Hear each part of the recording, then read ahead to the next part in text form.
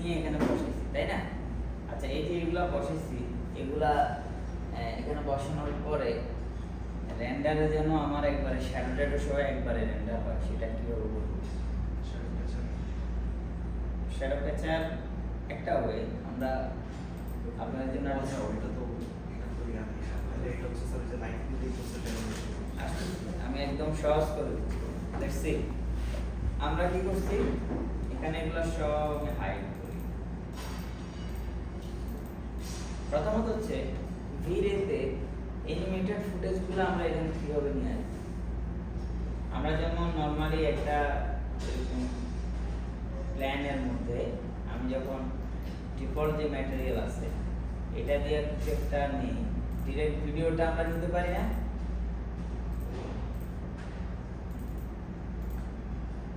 এই যে ভিডিও চলে আসছে না, আসছে?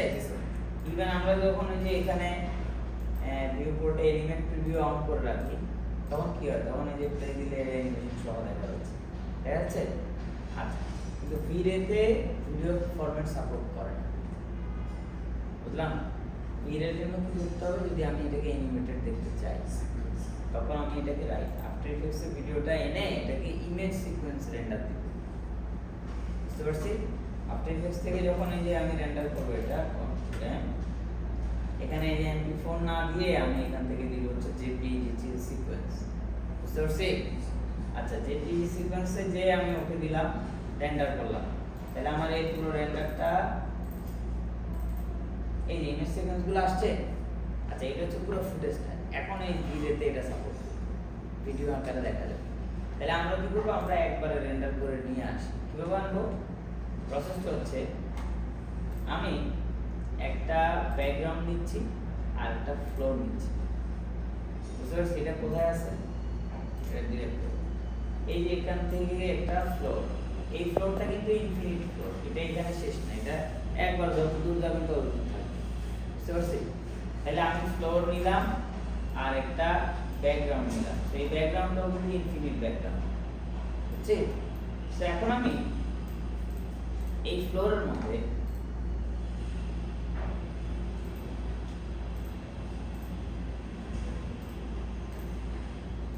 একটা ভিডিও ম্যাটেরিয়াল এখানেও নিলাম, এখানেও নিলাম, বুঝছি? আচ্ছা, এই ভিডিও ম্যাটেরিয়াল মধ্যে ডবল ক্লিক, ডিফিউজ, এখান থেকে আমরা যাব হচ্ছে ওই সিকোয়েন্সটা, এখানে ওকে দিলাম, ওপেন।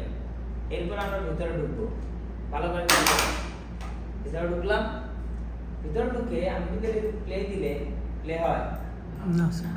ভিতরে ঢোকার পর আমাদের ওই যে অ্যানিমেশন আছে ডিফিউজের ভিতরে যেখানে টেক্সচারটা নিলাম, এখান থেকে অ্যানিমেশন, দেন এখানে দেখেন এই যে মুভি স্টার্ট এন্ড কিছু আছে না, আমি জাস্ট ক্যালকুলেট দিব, সে অটোমেটিক ক্যালকুলেট করে ফেলবে এখানে কতগুলো ফ্রেম আছে, বুঝতে পারছি?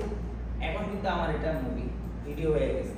আমরা কিভাবে দেখবো, ক্যালকুলেট করার পরে এই যে টাইমিং লেখা আছে না, এটা এক্সাক্ট সেকেন্ড আছে, আমরা এখান থেকে এক্সাক্ট ফ্রেম দিব, হ্যাঁ, মানে যত যত আছে তত ফ্রেম, ঠিক আছে?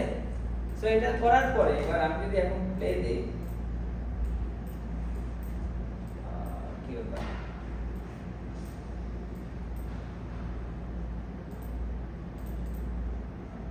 what is the problem here? Sir যেটা একটা ইয়ে করছে এটা সিকোয়েন্স আসছে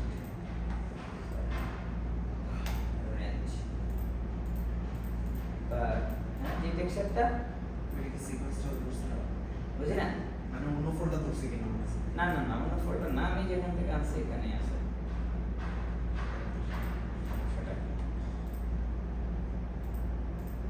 এইটাই হবে, আসলো, আমরা এখান থেকে ক্যালকুলেট দিলাম, then exit frame per second frame যাই দিলেন কেন। আচ্ছা, আমি একটু দেখি প্রিভিউতে আসে কিনা, এখানে এমনি কোনো প্রবলেম থাকতেই পারে। ভিডিও লাইভ ভিডিও সান অর ভিডিও টমলেট, এখন আমি রেন্ডার দেই,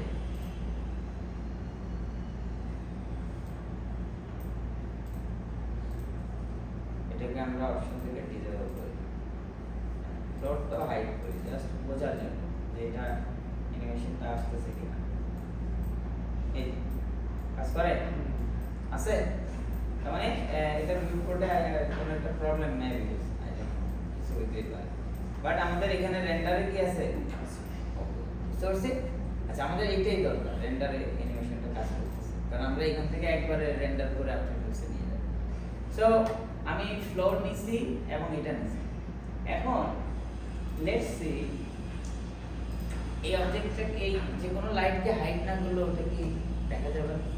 আমি যখন ডোম লাইট নিলাম তখন এটা তো এখানে ব্যাকগ্রাউন্ড সাদা হয়ে গেছে, এন্ড ডোম লাইটটাকে এই জন্য ইনভিজিবল করে দিলাম। এবার আমি যখন রেন্ডার দিচ্ছি তখন আমার এই ফ্লোর আসছে, এটাও আসছে, বাট ফ্লোরটার মধ্যে টেক্সচারটা একদম যে টাইলিং হয়ে গেছে না, টেক্সচারটা যেন টাইলিং না হয় ঠিকঠাক, এটা আপনি কি করতে হবে? সো আমি ফর এক্সাম্পল এখানে একটা ক্যামেরা আছে, ক্যামেরা নিছি তো।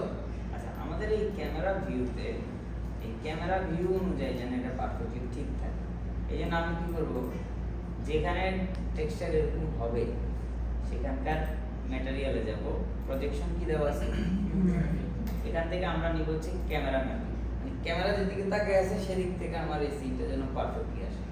তাহলে আমি ক্যামেরা ম্যাপিং এ যে এই ক্যামেরাটাকে এখানে টেনে দিব, আর আমার রেশিওটা হলো 60:9 ঠিক করে দিব। এখন দেখেন আমাদের ফ্রেম হচ্ছে এত, এখন ঠিক আছে। এখন যদি আমরা রেন্ডার করি, এই যে ঝামেলাটা ছিল সরি সোর্স, এটা কি করছি আমি বুঝাই বলি। ধরেন এই যে আমি এখানে কিউব নিলাম, এখানে একটা কিউব নিলাম, এখন এগুলা তো নরমাল অবজেক্ট, তা আমি বলতেছি এগুলোর মধ্যে আমার ওই ফুটেজটাকে ম্যাপিং করলাম, রাইট। কারণ এই রুমের যত দেয়াল আছে এই দেয়ালের মধ্যে আমি একটা প্রজেক্টর যদি এখানে চালাই একটা ফুটেজ, যেমন এটা যেমন ফ্ল্যাট ওয়ালে করছে, এই ফুটেজটা যদি কোণা দিয়ে পড়তো তাহলে কেমন? এই ফুটেজটাই বাট কোণার মধ্যে যেভাবে আছে সেভাবে দেখা যেত না, আমরা ওটাই বলতেছি যে হ্যাঁ রাইট ম্যাপিং করে ফেলা। এখন এই ম্যাপিং করতে গেলে তাকে আপনাকে ক্যামেরা কোন দিকে আছে সেটা দেখাই দিতে হবে, সেই জন্য একটা টেক্সচারের ইউভি ম্যাপের মধ্যে আমাকে যাইতে হবে ক্যামেরা পজিশন, এই প্রজেকশন থেকে ক্যামেরা ম্যাপ কোন ক্যামেরা দিয়ে দেখবো যেটা আছে সেটা, তাহলে সেটাকে টেনে আমি ক্যামেরার মধ্যে দিয়ে দিলাম। আর সেই ক্যামেরাটা কোন অ্যাসপেক্ট রেশিওতে আছে 60:9, মানে আপনি যে ফুটেজটা নিয়ে কাজ করতেছেন এটা কোন রেশিওতে আছে, বুঝতে পারলাম? আচ্ছা যদি এটা ঠিকমতো আমরা কিভাবে আর ভালো বুঝবো, এখানে আসি। এখানে আমার এই ব্যাকগ্রাউন্ড আমরা ফ্লোরটা এই হচ্ছে পুরোটা ব্যাকগ্রাউন্ড। এখন এই ব্যাকগ্রাউন্ড দিলেই তো আমার হয়ে যাচ্ছিল, তাই না? রেন্ডার দিয়ে এগুলো আমি অফ করি। এরপরে এই অবজেক্টগুলোকেও আমি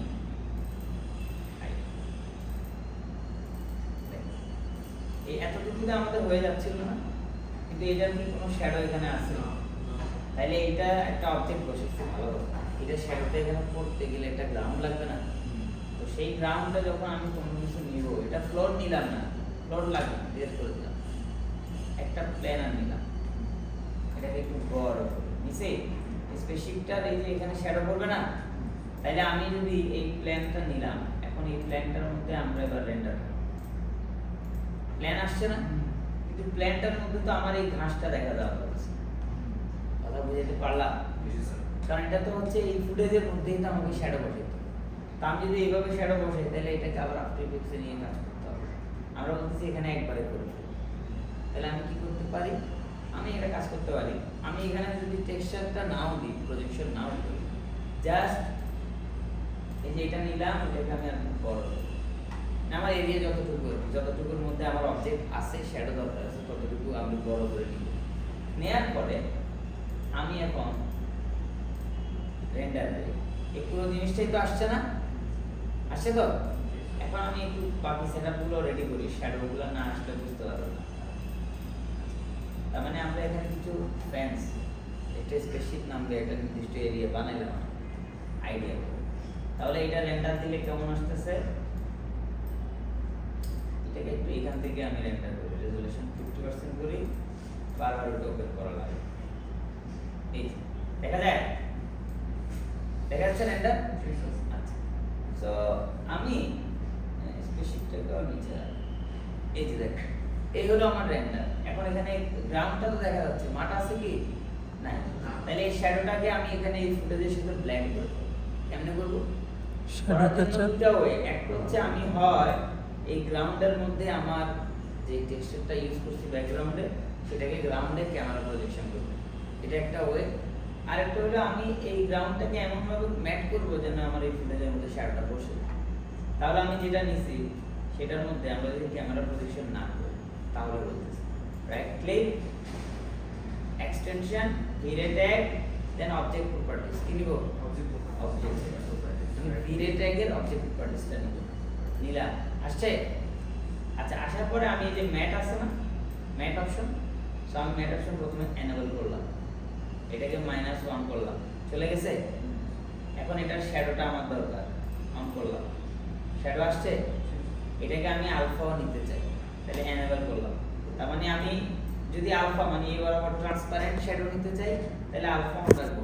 ট্রান্সপারেন্ট যদি না নিতে চাই যে পুরো ফুটেজ সহ পুরোটা একবার বের হবে, তাহলে আমার এটাও দরকার নেই। এখন কি আমরা বুঝতে পারছি? তাহলে আমার শ্যাডো ফুটেজ সব একসাথে চলে আসছে না? আমরা এবার এখান থেকে বের হই, একটু ভালো রেজোলিউশনে দিতে হবে। বুঝছে? ক্লিয়ার?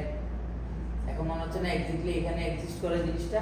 তাহলে আমি এখান থেকে ডাইরেক্ট জেপিজি ফরম্যাটে রেন্ডার দিয়ে দিব, সিকোয়েন্স জেপিজি বাস পিএনজি তে রেন্ডার দিয়ে দিব আলফা ছাড়া। এটা পুরোটাই চলে যাবে আপনার পুরো একটা ফুটেজ। ক্যামেরাটা আরেকটা দিতে হবে। আচ্ছা, ক্যামেরাটা এটা হচ্ছে ক্যামেরা ছাড়া একদম সিম্পল ওয়ে। ক্যামেরাটা হলে কি হতো, আমার আর এখানে ম্যাট ট্যাগ না করলেও অসুবিধা ছিল না, ইভেন ম্যাট করলেও সমস্যা নাই। ক্যামেরাটা প্রজেকশন করার একটা সুবিধা কি, এই প্ল্যানারটা তো সাদা কালার, তাহলে এই স্পেসিফিকের মধ্যে নিচে গ্রাউন্ডের এইটা সবুজ কালারটা যাওয়ার কথা ছিল না। তাহলে এখন কি রাইট রিফ্লেকশনটা কি এটা পাবেও? যেমন আমাদের এই স্পেসিফিকের যে বডিটা, যে ম্যাটেরিয়ালটা আপনারা দিচ্ছেন,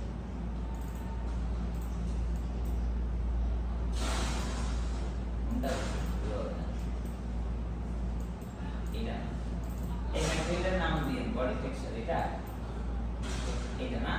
আচ্ছা, সো আমি এখন এইটাকে দেখেন একদম রাফ না রেখে বরং এরকম রাখি, হালকা মেটালনেস, আমার মেটালনেস দরকার আছে তাই এরকম রাখি। তাহলে এখন আমি যদি একটু রেন্ডার টেস্ট করি, এখানে রিফ্লেকশন কি আসছে নিচে? সাদা। আসলে কি সাদা থাকার কথা? এখন দেখেন আমি ওই আমার আগে এটা ফেলে দিচ্ছি না। আচ্ছা, এখন এবার আমরা এখানে ক্যামেরা প্রজেকশন করব। তাহলে ক্যামেরা প্রজেকশন কেমনে করব? সেম ব্যাকগ্রাউন্ডের যে ম্যাটেরিয়ালটা, এটাকে আমি প্রথমে এখানে দিলাম, দিছি। এটা কিভাবে আসছে? যেভাবে প্ল্যানার আছে, মানে সবগুলো থেকে দেখলে বুঝবেন এটা। এই যে একটা ম্যাট্রিক্স, কিন্তু আমার তো গ্রাউন্ডে এটা থাকার কথা ছিল না, গ্রাউন্ডে থাকবে এই বরাবর যে মাঠ ওইটা, এই জন্য এটাকে আমি প্রজেকশন করতে হবে, রাইট? সো আমি এখানে যাই ক্যামেরা প্রজেকশন, মানে ক্যামেরা ম্যাপিং, তাহলে আমাদের ক্যামেরাটা কোথায়? এটার ভিতরে, যে এটা। সো এটাকে টেনে আমি এখানে দিলাম, দিছি। এরপর আমি এখানে আমার রেশিওটা কত ছিল? 6:9, বুঝছে? এবার আমি যদি রেন্ডার দিই, আগে তো আসছিল সাদা, আমি এখানে জাস্ট এই এতটুকু একটু রেন্ডার করি, তাহলে পার্থক্য বুঝতে পারবো। তাহলে এখানে যে কালার এখানে পাইছে না, আমি একটু এদিকে আসি, দেখেন একদম এক্স্যাক্টলি এই যে সব কিছু মনে হচ্ছে না একদম রিয়েল।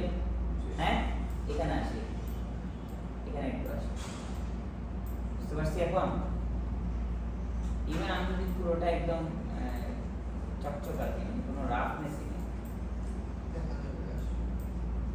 এই যে গাছটা দেখা যায়, দেখা যায়।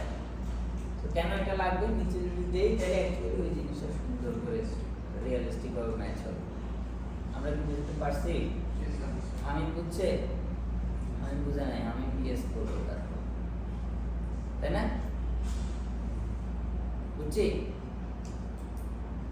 প্রসেসটা কি? প্রথমত ম্যাট করা।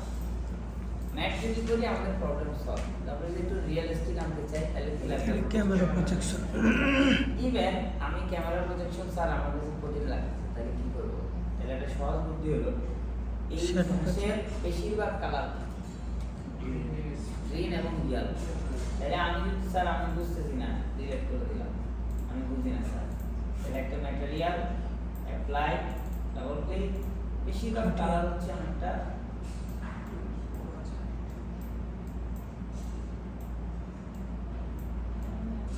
অনেকটাই এরকম, তাই না? অনেকটা একটু কমা আর একটু লিখে দিই, অনেকটাই এরকম আর একটু ডার্ক হচ্ছে, ঠিক আছে? সো আমি এই কালারটাই নিলাম। আর আমার তো ম্যাট তো করা আছে, তাহলে এখন দেখি আমার রিয়েল ফুটেজের সাথে আসলে ব্ল্যান্ড হয় কিনা। কালার কি ব্ল্যান্ড হয়েছে? হয় নাই, বেশি হয়ে গেছে না? বেশি হয়ে গেছে। একটু কম আছে, তাই? তাহলে একটু রাখেন। কালারটা একটু ব্ল্যান্ড করে দিলেই মোটামুটি আশা করি হয়ে যাবে। তো আমরা এখান থেকে এমন হতে পারে এই কালারটা, বুঝছে? অনেকটা ম্যাচ না? তাহলে এভাবে করে আমরা সলভ করতে পারি, ঠিক আছে? একদম রিয়েলিস্টিক দেখে আমরা সবাই বুঝছি? আরিফ বুঝছে? আরিফও বুঝছে। আরিফ যদি বুঝে যায় তাহলে এই ক্লাসে কেউ আর থাকবে না, ঠিক আছে? আচ্ছা, আমি কঠিন করে কিছু বলি নাই, যেটা যেভাবে করতে হয় সেই প্রসেসটা বললাম। এখন এই প্রসেসে যদি আমরা কাজটা করি তাহলে আমাদের এই কাজটা টোটালি একদম দেখেন মনে হচ্ছে এক্স্যাক্টলি এটা ঘাসের মধ্যে আছে না? হ্যাঁ, এখানে আছে না? আচ্ছা, আমাদের আজকে মানে আপনারা বাড়ি যাওয়ার আগে বা বাড়ি গেলেও ইফ পসিবল এই মোশন ট্র্যাক করে স্প্রেডশিটটাকে বসানো